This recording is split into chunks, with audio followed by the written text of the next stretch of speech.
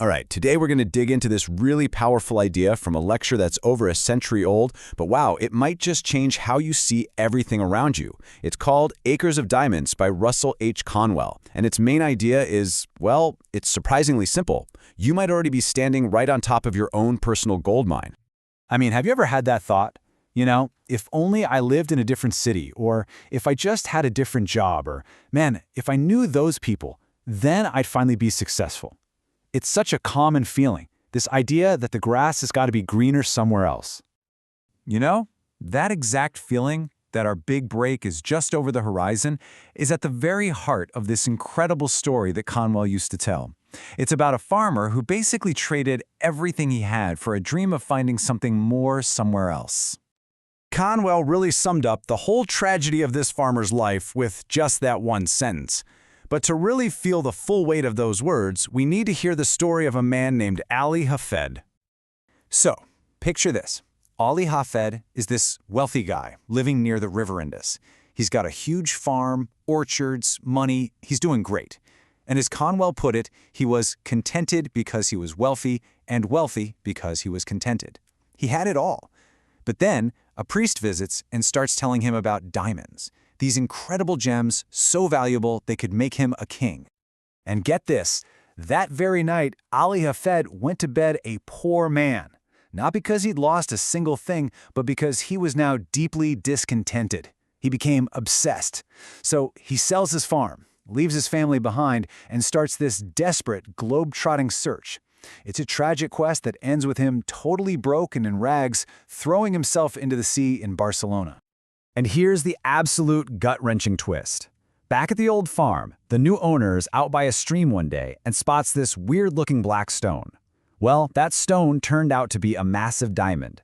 The very land Ali Hafed sold for next to nothing was, in fact, the legendary Golconda diamond mine, one of the richest in all of history. But, Ali Hafed's story isn't just some sad parable. Conwell used it to shine a spotlight on this fundamental mistake that he believed every single one of us is prone to making. We just overlook the gold that's right under our own feet. And this is really the core message of Acres of Diamonds. Your biggest opportunities probably aren't in some far-off imaginary place. No, they're right here, right where you are now, in your own community, with the skills you already have, and by helping the people you already know. And this isn't just some fictional idea either. Conwell points to actual history to back it up. There was a guy in California who sold his ranch to go hunt for gold, and of course the new owner finds it right there on the property. Then there was a farmer in Pennsylvania who sold his land for just $833, totally unaware that he was sitting on oil reserves that would later be worth $1 billion. It happens time and time again. People just walk away from fortunes they can't even see. Okay, so if we're all kind of prone to making this mistake, how do we actually start seeing the diamonds in our own backyard? Well, Conwell had a method, and it's surprisingly simple and practical. Let's look at the story of John Jacob Astor. He ended up with a failing hat shop because the owner couldn't pay the mortgage. Now, he didn't pour a bunch of money into it or hire whole new staff. Instead, he did something, well, incredibly simple. Astor's method was just genius in how simple it was. He just observed his community, he figured out what they actually wanted, and then he worked to supply that demand. He didn't guess, he paid attention. And for Conwell, this was the secret to pretty much all success. Find out what people truly need and then give it to them. Now, this idea of serving your community's needs, well, it leads us straight to one of Conwell's most provocative and maybe controversial arguments, that if you can honestly make money by meeting those needs, you actually have a moral duty to do it. Conwell went right after a common objection. You know the saying, money is the root of all evil? He said people are always misquoting the Bible. The problem isn't the money itself, it's the love of money, when you make an idol out of it. In his view, money is just a neutral tool, a form of power.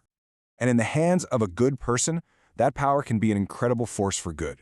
Like Conwell said, money is what builds churches, pays preachers, and sends missionaries. He truly believed that if you can earn wealth honestly, it is your godly duty to do so, because of all the incredible good you can accomplish with it. So for the final part of his lecture, Conwell really expands this whole idea.